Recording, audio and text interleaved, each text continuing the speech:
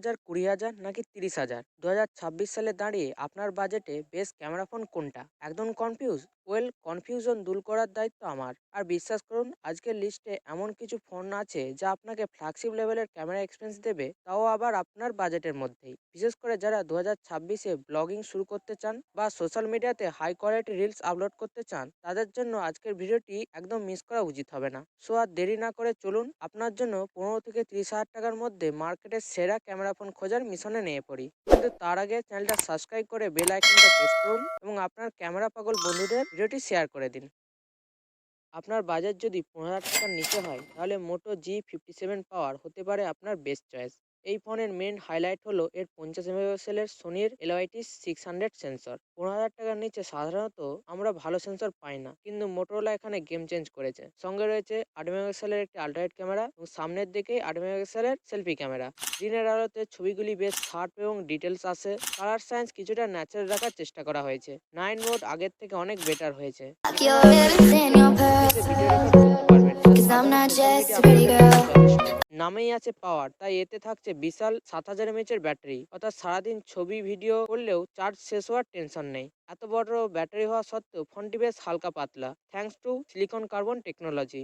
শুধু ক্যামেরা নয়, এই বাজেটে মোটরোলা ফোনটিতে অনেক ভালো কোয়ালিটির ডিসপ্লে ব্যবহার করেছে। এতে আছে 6.72 ইঞ্চির ফুল এইচডি প্লাস ১২০ হার্জের আইপিএস এলসিডি ডিসপ্লে। বাজেটের কথা মাথায় রাখলে সাইজটা বেশ বড়, ইউটিউবে ভিডিও দেখা বা মুভি স্ট্রিম করার জন্য দারুণ। সাথে থাকছে কর্নিং গরিলা গ্লাস 7 আইয়ের প্রোটেকশন, অর্থাৎ হাত থেকে পড়ে গেলে বা পকেটের চাবিতে ঘষা লাগলেও স্ক্রিনটি সহজে ভেঙে যাবে না। প্রসেসর হিসাবে রয়েছে স্ন্যাপড্রাগনের 6S Gen 4, যা ডেইলি টাস্কের জন্য বেশ ভালো। অনলাইনে গেম খেললেও ফোনটি তেমন গরম হয় না।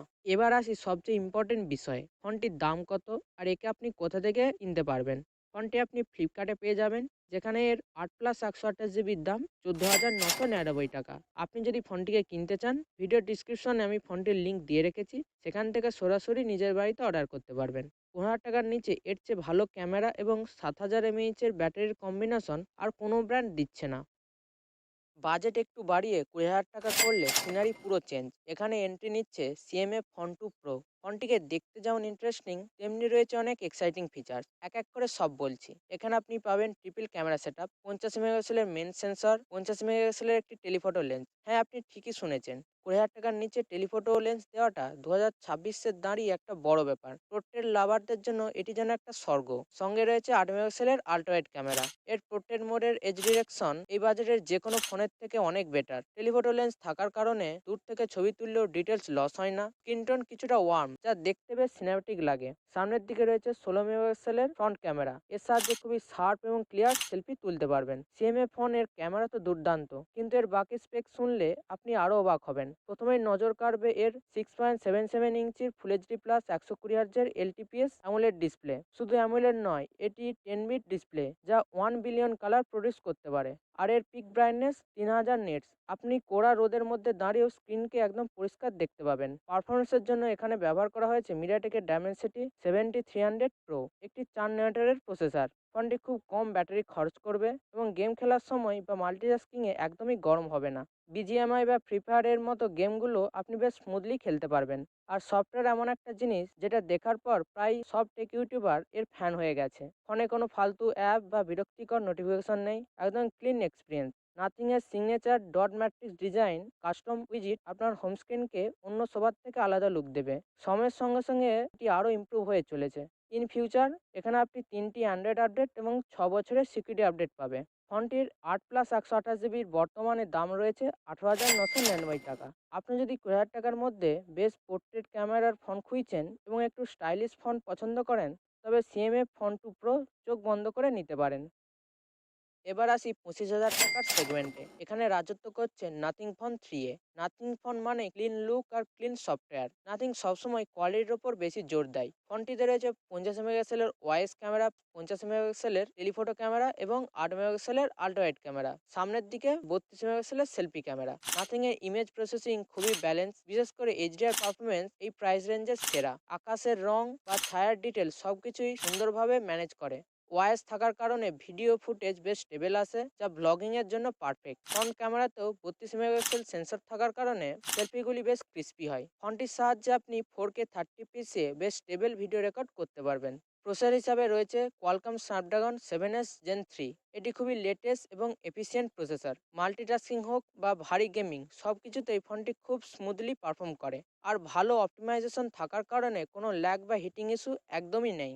এখানে আপনি পাবেন 6.77 ইঞ্চির ফুল এইচডি প্লাস 120 হার্টজের অ্যামোলেড ডিসপ্লে। এই ফোনের চারিদিকের বেজেলস একদম সমান, অর্থাৎ সিমেট্রিক্যাল বেজেলস, যা দেখতে খুবই প্রিমিয়াম লাগে। ভিডিও দেখার সময় প্রতিটি কালার যেমন ডিসপ্লে থেকে বেরিয়ে আসতে চায়। 2026 সালে দাঁড়িয়ে নাথিং এর সফটওয়্যার এখন অনেক বেশি ম্যাচিওর এবং রিফাইন হয়েছে। ফোনের পিছনে থাকা 3টি এলইডি স্ট্রিপ এখন আরো স্মার্ট। আপনি জাস্ট ফোন উল্টে রেখেও বুঝতে পারবেন কার কল আসছে বা টাইমার কতক্ষণ বাকি। এতে একটা নতুন এআই ফিচার যোগ হয়েছে, যা আপনার স্ক্রিনশট, নোটস বা ইম্পর্টেন্ট ইনফরমেশনকে এক জায়গায় গুছিয়ে রাখে। এই বাজেটে এত স্মার্ট সফটওয়্যার এক্সপিরিয়েন্স আর কেউ দিচ্ছে না। চলুন এবার ফোনটির দাম জেনে নিই। এর 8+128 জিবির দাম 24,999 টাকা। একে আপনি ফ্লিপকার্ট থেকে কিনতে পারবেন।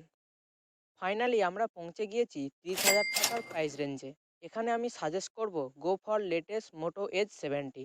মোটোরোলার এজ সিরিজ মানে প্রিমিয়াম ফিলিং। এটি 2026 সালে অন্যতম পাতলা এবং হালকা ফোন, কিন্তু এত পাতলা বলে একে দুর্বল ভাববেন না। এতে আছে IP68 এবং 69 এর রেটিং এবং মিলিটারি গ্রেড সার্টিফিকেট। ওভারঅল ফোনটির ডিজাইন এবং বিল কোয়ালিটি একদম 60-70 হাজার টাকার দামি ফোনের মতো। ফোনটির ক্যামেরা সেটআপও প্রায় ফ্ল্যাগশিপ লেভেলের। আমি কেন এমনটা বলছি একটু পরেই জানতে পারবেন। ফোনটিতে রয়েছে 50 মেগাপিক্সেলের প্রাইমারি ক্যামেরা, যেখানে আপনি ওয়াইস পেয়ে যাবেন এবং এর সেন্সর সাইজও বেশ বড়।